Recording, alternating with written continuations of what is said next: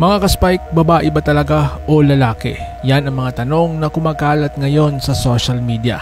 Dahil nga pinunyag ng FIVB ang issue na matagal nang kumakalat sa mundo ng volleyball. Ang tunay na kasarian ng ilang Vietnam players at ngayon mukhang isusunod na ang pangalan ni Bech Thuyen. Ano nga ba ang katotohanan sa likod ng kontrobersyang ito? Kung trip mo po ang ganitong content, paiwan ng follow at pa-subscribe na din. Tara, simulan na natin.